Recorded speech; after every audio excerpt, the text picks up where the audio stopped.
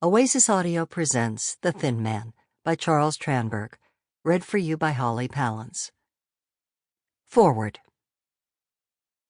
Why are the Thin Man films as fresh and alive today as they were more than 60 years ago when the final sequel was released? Yes, they had the MGM gloss, and unlike most movie series such as Blondie, Crime Doctor, Boston Blackie, etc., they did not have B-picture budgets and were not designed to be fillers, playing second fiddle to another film on the bill. Of course, the scripts were hugely entertaining and written by superb writers like Francis Goodrich, Albert Hackett, and Robert Riskin, not to mention being based on a Dashiell Hammett story and characters. They had fast-paced direction, especially the first four, which were helmed by one-take Woody Van Dyke. I should say fast-paced, but not careless. All of this naturally adds to why these films are still fresh. But I believe, and I think most people would agree with me, that the primary reason as to why the Thin Man series continues to be highly popular with people today is because of the chemistry between the two leads, the brilliant William Powell and Myrna Loy. By the time Bill Powell and Myrna Loy were selected to play Dashiell Hammett's witty and slightly tipsy protagonists, Nick and Nora Charles, they had already appeared in one picture together, Woody Van Dyke's Manhattan Melodrama. Manhattan Melodrama was more or less a Gable picture. Clark Gable was Metro's hottest male star and was top billed. William Powell was on loan out to Metro from Warner Brothers, where he was demanding and getting a huge weekly salary. But the studio executives were unsure of his commercial viability in recent years and wondered if he was still worth the investment. Myrna Loy had been in pictures, like Powell, since the silent days, but had often been cast as villainous, exotic types. However, thanks to Woody Van Dyke and a picture he directed called Penthouse, Loy was on the rise at the studio.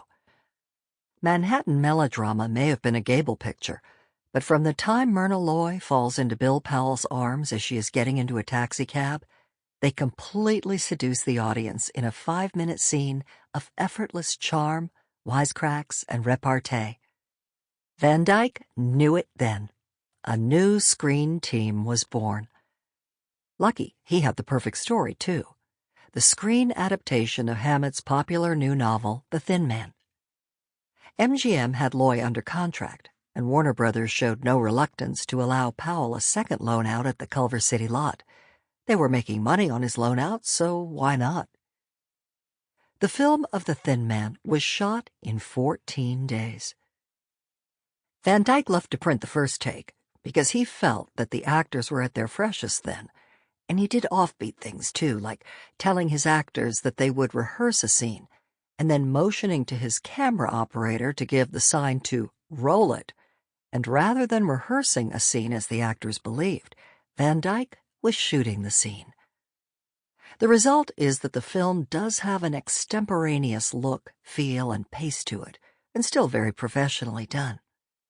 Van Dyke hasn't received his due as a director, despite some very impressive films on his resume. But moviegoers worldwide owe him a great debt of gratitude in his foresight in bringing together William Powell and Myrna Loy.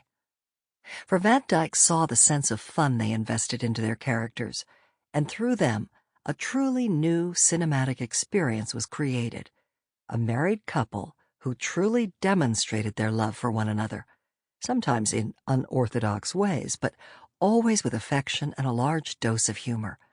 There can be no doubt, too, that despite their twin beds, that these two connected in more than one way.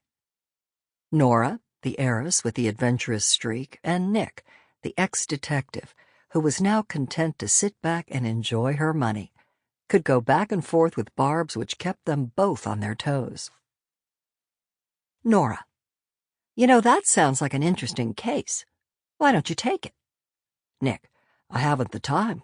I'm much too busy seeing that you don't lose any of the money I married you for. One of the reasons for this untouchable chemistry between these two polished actors is that they liked and respected each other as people. Here is Loy on Powell. Two of the most important things about Bill Powell are his Sample complete. Ready to continue?